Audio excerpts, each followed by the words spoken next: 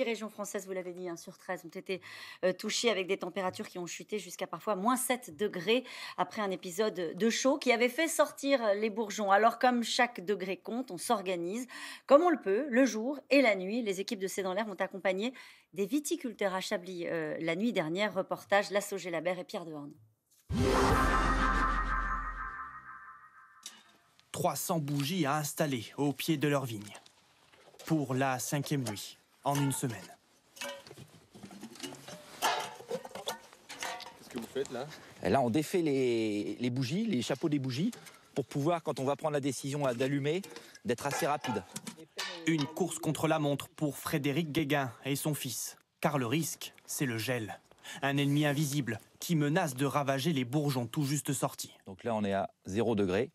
C'est froid, mais ça reste encore raisonnable pour la vigne. Au stade où nous sommes, on peut descendre jusqu'à -1, -1,5, quoi. Voilà. Une fois le dispositif mis en place... Bonsoir, ça va? Ça va, venez vous chauffer. Voilà, on va pas être mal là. Frédéric s'apprête à passer la nuit avec d'autres viticulteurs du domaine de Chablis, eux aussi sur le pied de guerre. Elle est où ta vigne? Je suis en Vaillon, moi, Valdan. Ah ouais, t'es dans le bas? Ah bah ouais, ouais. Bah là t'as moins de dégâts. Un peu de chaleur humaine face à la brutalité de la nature. Et quand 4 heures plus tard, la température chute à -2 degrés, la bataille peut commencer. Hop, allez, c'est parti. On va sauver ce qu'on a, quoi. Sur cette parcelle d'environ 1 hectare, il livre son ultime bataille, quitte à dépenser 3 500 € en bougies. Depuis la semaine dernière, Frédéric a déjà perdu 80% de sa production sur la totalité de son domaine de 26 hectares. Alors, dès le lendemain, après cette nouvelle nuit de lutte, l'heure est au constat. Et là, on voit un bourgeon qui est gelé. Voilà. Pas forcément de cette nuit, mais certainement des nuits précédentes. La conséquence, c'est que ce bourgeon-là va dépérir, va dessécher, va tomber.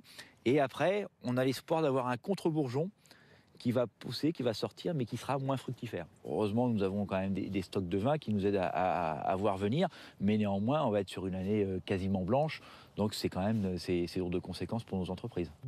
Un épisode de gel ravageur qui a glacé la France entière. Du nord au sud, d'est en ouest, les températures négatives ont frappé de plein fouet le monde agricole.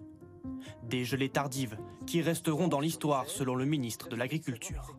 On a eu un événement climatique dramatique. Probablement la plus grande catastrophe agronomique de ce début du XXIe siècle. Ce que nous souhaitons, c'est à la fois les dispositifs d'aide, mais vu l'ampleur des dégâts, mettre en place un fonds dit exceptionnel, un fonds qui vienne compenser les pertes de revenus. Face à l'urgence,